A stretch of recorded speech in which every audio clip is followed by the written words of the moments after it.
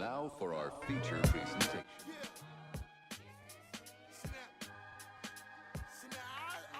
Living in this way is a little bit manic depressive, as me and my co-founders often talk about, because you're often either having the worst day or the best day of your life. You know, you either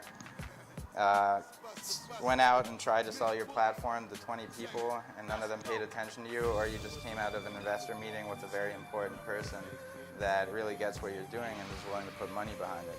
So that's a little bit stressful, but at least it's not boring. So Womstreet is a startup company in the 21st century in Madison, Wisconsin. Womstreet is a website. It's a competitive social media hub where anyone can come and create a contest campaign to engage massive audiences in minutes for free. I'm Alex Reindler, CEO. Ryan Schmuckler is the CTO and head of product development. Matt Ford is the head of sales and business development. Taylor Horsager is the head of PR and marketing, and Justin Starry is our first software engineer hire. It was probably around 2 years ago when Matt Ford came to me and was talking about something. It was going to be the word-of-mouth website. We were both just interested in being entrepreneurial after we graduated from college, so it was partially that we had a really interesting idea to work on, and partially because we wanted to start a business. Alex is a really intelligent guy, so whatever he's involved with, I think it's going to be successful. So when he told me about Womstreet and just mentioned like, hey, if you're interested in doing anything like this, let me know, and he let me know. They're a tech company, and we're still executing and attracting attention from the right people without any developer. And so then they asked me to come on, and it just made sense. Everyone has good ideas, and they all have these ideas too, but in the end it's just about going out and doing something about it. Otherwise you're just going to still be talking, and so we just tried something. In the early days, it was just like all of us hacking shit together, and one night we would all stay up all night, and that'd be like Sunday night, and we would stay up to like Monday at lunch, then go to bed at 1 o'clock and wake up on Tuesday and have a full work day. And so we went from nothing to something in 2 weeks. It was very, very bare minimum, minimum viable product is what they say. When we weren't quite sure what it was that we were creating, we did a lot of brainstorming, and it's just kind of chaotic. So we would all sit in a room with a bunch of whiteboards and just fill a whiteboard up with ideas. We would talk about it and discuss it, and take the best ones, erase the rest, put those on the whiteboard, discuss them, and then just go through that process till we came to the very best idea. And it basically all started with whatever was hot in Madison. Our first contest regarding the Mifflin Street block party on campus, and we ordered a bunch of pizzas and set up outside of the college library here with a big table and 3 computers, and we gave out slices of pizza for people that liked us on Facebook and signed up for our website. And we racked up around 500 Facebook likes that way, so that when we actually launched the contest, we were able to just blast message those 500 people.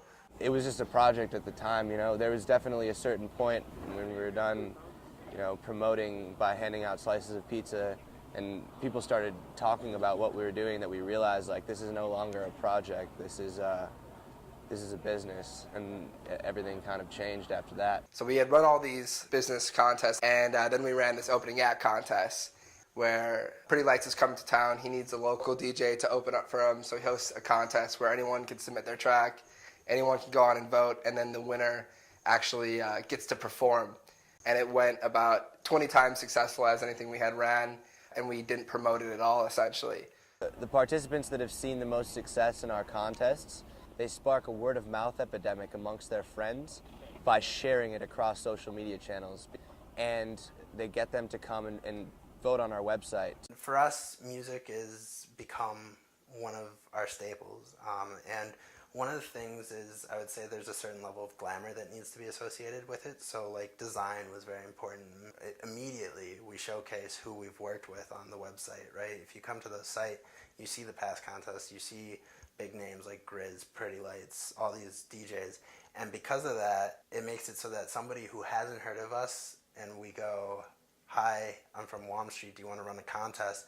They come and they immediately see credible names on our site, and so they're like interested. if it's a big enough client, we'll build out functionality. So for example, with EDC Chicago, which is one of the biggest contests we've ever run, they wanted to host the songs on SoundCloud. Obviously, we'd prefer that they host it on our site, but we're not going to go argue with them over it. And so what we do is we built out SoundCloud integration for them. Basically, you find out what you need and you just do it. I think being an entrepreneur really means just saying, screw what everyone else is doing. I have this great idea and I'm just going to make it happen. I would say an entrepreneur is someone who creates something from nothing, creates a business from nothing, and then actually sees it to fruition, which is extremely important. There's a lot of celebration on being an entrepreneur where you haven't necessarily accomplished that much, so what are you actually celebrating? And so for me personally, I'd rather see results, right? That's when you can celebrate. We have a very outcome-based approach of working. We say this is what needs to get done, and I don't care if someone shows up 2 days a week and they get it done and then they go party for the rest of the time. As long as they get it done, that's fine. The average college student just goes to class every day, then they have to do their homework, and that's what they do. But as an entrepreneur, you have to move your idea forward. So, and who's going to tell you how to move your idea forward? No one. Because in the end, you're the only one that's gonna make anything happen. Like, there's no one there. I don't have a grade at the end of the day. Given the limited amount of resources that we have, we really need to focus on building our company. And when you're out 3-4 days a week trying to raise capital, you can't focus on your business. That's a trade-off that is very important to balance in the right way, because if you don't get money, your business could die. At the same time, if you don't focus on your money because you're distracted by investment, your company could die as well. So that's, I think, the hardest thing. In about 6 months, we're going to raise a significant amount of money and staff Womstreet, heavily. And it's mostly going to be product development. We want to hire a fair amount of programmers. We're very careful when we make a hire. We want only the best engineers, because your first 5 programmers is like 5 bullets in your gun. Each one of them needs to be just a killer programmer.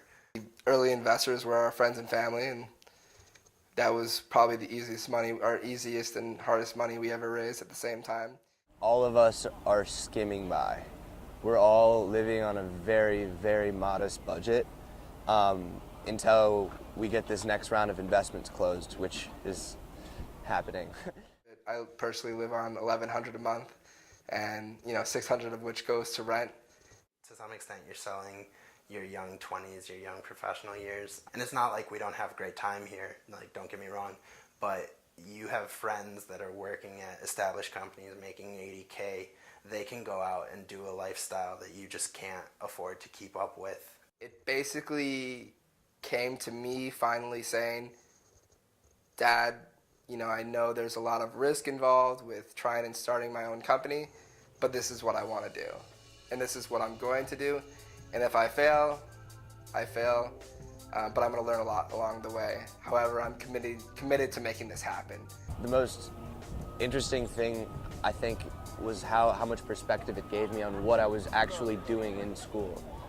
Like, being able to step out and look back at objectively at what I was doing and how it was progressing my life, in contrast with what I'm doing now and how much it's progressing my life. It was a really interesting dichotomy, and I really think that it was necessary. It gave me clarity on everything. With Womstreet, I feel like work and passion are one. Like, my work is my passion, and what could be better than that? You get to see it grow into this thing that you've babied, right? You see sort of the relics along the way of old things that existed, and then how they've, this became that, and see where the product goes. So it's cool to see it evolve.